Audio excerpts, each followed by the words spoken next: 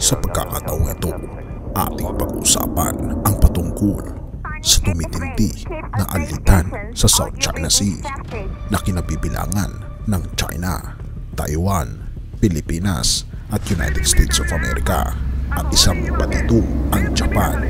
Atin itong pag-usapan, mga kaibigan.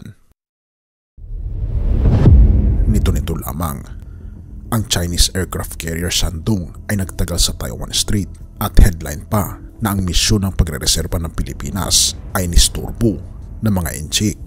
At dahil dito, tumitindi ang tensyon sa South China Sea na pinangangambahan na magsisimula ang panibagong yugto ng isa sa mga pinakamalaki na digmaan sa kasaysayan. Ang aircraft carrier kasi ng People's Liberation Army Navy na CNS Shandong 17 ay nag-umpisa ng paglipat ng Taiwan Strait noong Miyerkules ayon sa Ministry of National Defense ng Taiwan. Samantalang nagkabanggaan muli ang Pilipinas at China sa Second Thomas Shoal noong Biyernes, kung saan ang isang barko ng Chinese Coast Guard ay gumamit ng water cannon laban sa isang barko na pang-supply ng Pilipinas. Noong Huwebes, naglabas ng pahayag ang Ministry of National Defense ng Taiwan na nagsasabing ang Shandong Carrier Strike Group ay naglalayag mula sa timog patungo sa hilaga sa kanluran ng median line ng Taiwan Strait at patuloy na naglalakbay pa-north ng alas 8 ng umaga noong Huwebes. Hindi nagbigay ng detalye ang pahayag tungkol sa mga sasakyan na kasama ng Shandong sa paglipat at hindi pa naglabas ng karagdagang pahayag ang ministry tungkol sa kilos ng carrier. Ang home port ng Shandong ay nasa Hainan Island na matatagpuan sa timog-kanlurang bahagi ng Taiwan Strait. Ang carrier ay karaniwang dumadaan sa Taiwan Strait kapag papunta o pabalik mula sa maintenance sa shipyard sa Dalian na matatagpuan sa northeastern province ng Liaoning sa China. Bumalik ang Shandong sa South China Sea noong Lunes matapos ang 12-day deployment sa Western Pacific, kung saan ang mga J-15 fighters nito ay nagkakandak ng 420 sorties. Noong Biyernes, naglabas ng pahayag ang Philippine National Security Council ng 7:30 ng umaga na nagsasabing inistorbo o binak at isinagawa ang mga peligrosong maniobra ng Chinese Coast Guard at China Maritime Militia sa layuning iligal na hadlangan o pigilan ang isang pangkaraniwang misyon ng resupply at rotation patungo sa LSTBRP Sierra Madre LS-57 na nakatikit sa Second Thomas Shoal na tinatawag na Ayungin Shoal ng Pilipinas at Trinay Reef ng China. Iniulat ng pahayag na ang CCG Vessel 5203 ay gumamit ng water cannon laban sa Philippine Supply Vessel ML Kalayaan sa hindi nagtagumpay na pagsusubok na pilitin ang Philippine ship na magbago ng direksyon. Oo mga kaibigan, hindi natinag ang Pilipinas habang inaatake ng water cannon ng China. Nito lamang, idinagdag nito na ang mga supply boat na unay sa May 1 at Kalayaan ay naiharap din sa pag-atake ng mga CCG rigid-hulled inflatable boats nang malapit sa lagoon ng Second Thomas Shoal habang papalapit sa Sierra Madre. Bagaman parehong supply boats ang matagumpay na nakarating sa LS-57. Ang Philippine Embassy sa Beijing ay nagsumite ng opisyal na protesta sa Chinese Foreign Ministry at ang Department of Foreign Affairs ng Pilipinas ay nakipag-ugnayan din sa China na ipinabot ang protesta ng Pilipinas sa pagitan ng Maritime Communications Mechanism. Ayon sa pahayag, inanunsyo rin ng pahayag na hinihingi ng Pilipinas ang agarang pag-alis ng mga barkong Chinese sa mga pananagutan sa mga aksyon na ito mula sa kalapit bayan ng Second Thomas Shoal. Ibinabala na namin isang beses pa ang pinakabagong diprovokadong aksyon ng China at mga panganib na maniobra laban sa lehitimo at pangkaraniwang misyon ng Pilipinas sa Ayungin Shoal na naglalagay sa buhay ng aming mga kababayan sa panganib.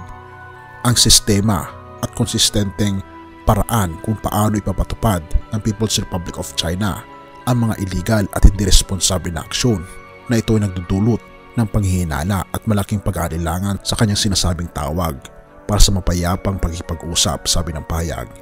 Ipinapahayag din ito na ang Pilipinas ay kumikilos ng maayos ayon sa batas ng padaigdigang batas at hindi matitinag sa paggamit ng kanyang legal na karapatan sa kanyang maritime zones. Hinihingi namin na patunayan ng China na ito'y isang responsable at mapagkakatiwalaang miyembro ng pandaigdigang komunidad. Ayon sa pahayag, 3 barko ng Philippine Coast Guard Patrol Vessel BRP Melchora Aquino, BRP Sindangan at BRP Cabra ang kasama sa pag-escort sa dalawang supply ships. Ngunit ayon sa mga nakaraang operasyon, sila'y blinak ng barko ng CCG at CCM habang naglalakbay. Ang Second Tomasol ay isa sa mga ari-arian ng Pilipinas sa pinag-aawayang Spratly Island. Taong 1999 ang sadyang iniwan ng Sierra Madre sa lugar bilang isang outpost na may detachment ng mga dosenang Philippine Marines. Ang lumalalang kondisyon ng barko at kahulugan ng espasyo para sa impakan ay nangangailangan ng regular na buwan ng misyon ng resupply. Itinuturing ng China na pagmamayari rin nila ang shoal na ang misyon ng resupply ay ginagamit ng Pilipinas bilang pampatago sa pagdadala ng materyales sa konstruksyon upang palakasin at palawakin ang outpost doon. Ang CCG sa kabilang dako ay naglabas ng pahayag na noong Biyernes, dalawang maliit na transport ships ng Pilipinas at 3 Coast Guard ships ang pumasok sa mga tubig malapit sa nasabing pinag-aagawan na teritoryo nang walang pahintulot mula sa gobyerno daw ng China. Ang Chinese Coast Guard ay sumusunod sa mga barko ng Pilipinas ayon sa batas, kumukuha ng mga hakbang sa kontrol at gumagawa ng pansamantalang espesyal na mga kasunduan para sa Pilipinas upang mag-transport ng pagkain at iba pang kinakailangan araw-araw sa kagamitan. Ayon ito sa pahayag na dineklara ng China. Ngunit ito mga kaibigan, ang nangyayari ngayon sa paligid ng Japan, isang Plan Dongjiao class intelligence ship na may bilang ng barko 799 ay nag-ooperate ayon sa dalawang pahayag ng Joint Staff Office ng Ministry of Defense ng Japan. Sa isang pahayag noong Huwebes, iniulat na ang Jongdao 799 na mas maaga nang naglalayag patungong timog kanluran sa Miyako Strait noong October 28 ay nakita na naglalayag patungong kanluran ng alas 3 ng hapon noong Miyerkules, humigit kumulang 31 miles silangan ng Tanegashima Island, kung saan matatagpuan ang pinakamalaking space development at launch center ng Japan, ang Tanegashima Space Center.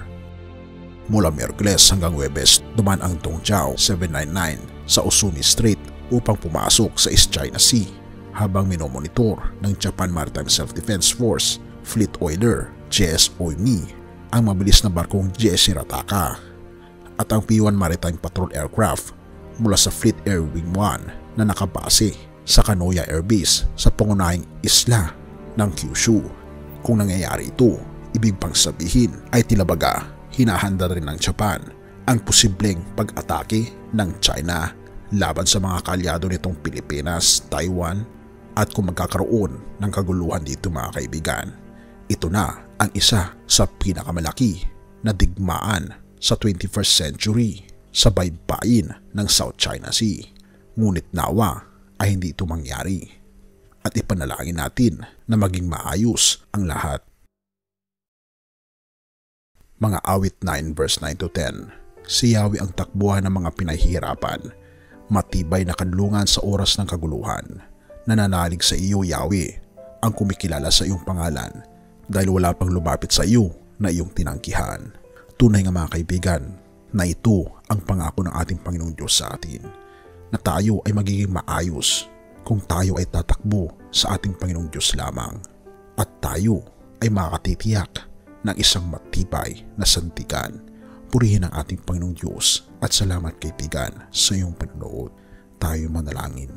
Ama naming banal, makapangyarihan naming Diyos, kami po'y lubos na nagpapasalamat sa inyo sa pagkakataong ito. Salamat Panginoon sa inyo pong pag-aalaga, pag-aaruga at pagbibigay sa amin ng proteksyon. Nawa Panginoon ay hindi matuloy ang anumang kaguluhan na mangyayari sa pagitan ng Pilipinas, China, Taiwan at Japan. Nawa Panginoon ay maging maayos ang lahat at tulungan kayo Panginoon na magkaroon ng panatag na puso. Purihin ka o aming Panginoong Diyos at patawarin po kami sa lahat ng aming pagkukulang at pagkakasala, pagkat ito ay aming samot hiling sa matamis na pangalan ng aming Panginoong Hesus. Amen.